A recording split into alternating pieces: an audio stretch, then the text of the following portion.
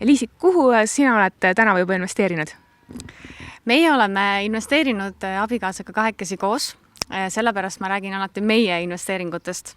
Ja meie portfell on jagunenud nii, et kolmandik on siis kinnisvaraga tagatud laenud, kolmandik on võlakirjades, kolmandik on kinnisvaras ja ülejäänud 10% on sularaha, aktsiad, võib-olla käputäis ühisrahastust, et sõltub perioodist, aga umbes nii ta jaguneb. Ja kas tänavu olete juba midagi juurde võtnud portfelli?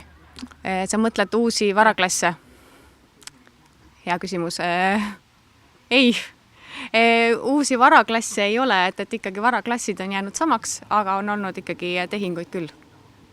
Kui tihti te abikaasaga tehinguid teete?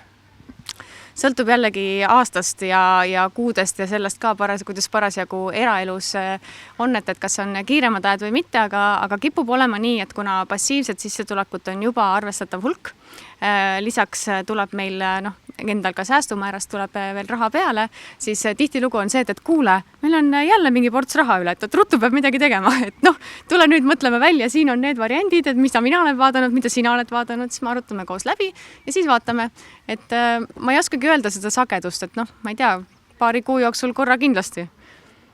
Ja millal te täpsemalt investeerima üldse hakkasite? Mina alustasin 2010. aastal täitsa üksi ja kui ma sellega alustasin, siis ega ma tegelikult, mul ei olnudki sellist eesmärk, et pigem oligi tahtmine, et proovida, et mida see endast üldse kujutab. Koolis ju räägiti ja kuidagi kaugeks ja teoreetiliseks jäi, et kui ise said näpud külge, siis said palju paremini aru. Kui ma kohtasin oma abikaasat 2014. aasta alguses, siis tema investeerimisega ei tegelenud ja niipea, kui ta kuulis, et minul on mingi aktsia, siis tal läks nägu läks nii põlema, et oota, mis asja, kus sa tulid üldse sellise asja peale ja sealt tärkas temal ka see huvi ja nüüd ma võin öelda, et tema tegeleb näiteks aktsiatega palju rohkem kui mina.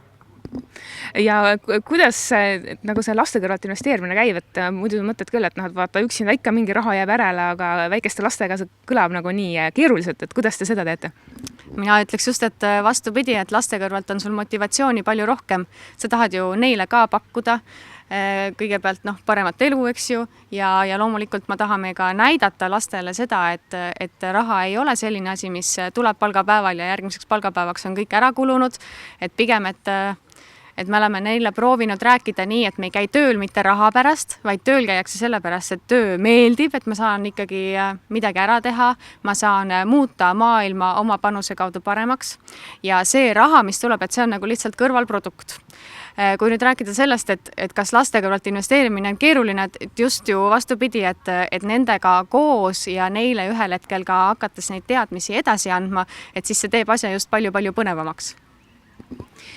Kui ütled, et teil on ka aktsiaid, siis mis ta on teil näiteks Eesti aktsiatest? Täitsa julgelt võin öelda, et LHV Panga aktsiaid omame.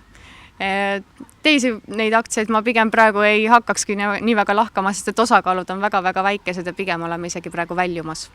Aga kui ütled, et nüüd on juba passiivset sissetulekut nii palju, et iga paari kuu tagant tuleb veel investeerida, siis kui kaua võttis aega, et saavutada see, et kui 2010 sa alustasid investeerimist, et siis millal seda passiivset sissetulekut tekkis juba nii palju, et ütlesid, et nüüd võiks jälle midagi uuesti ära investeerida?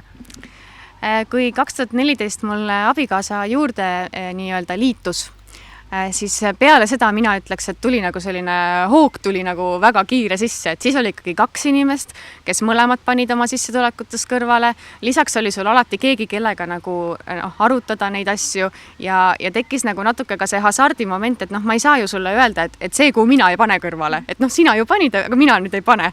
Et siis oli kuidagi selline vastutustunne üksteise ees. Mis puutub nüüd sellesse, et millal seda sissetulekut hakkas nii palju tekkima, et ma ei tea, sellega ikka läks paar aastat, aga see on hästi palju kinni ka eluetapis. Et kui ma olin 20, kui ma alustasin, et siis ikkagi vahepeal tuli teha selliseid suuremaid investeeringuid, et esimene korter näiteks, see oli elukohana vajalik, aga hiljem sellest sai ka investeering. Või näiteks korteriremondid, et mingi aeg oligi nii, et kogu see raha, mis üle jäi, et ma otseselt ei suunanud seda ühessegi varaklassi, et see pigem läks enda elutingimuste parandamiseks või mis iganes noor inimene aeg-ajalt oli vaja ringi reisida ja see on ka tegelikult investeering lihtsalt teistmoodi kogemustesse.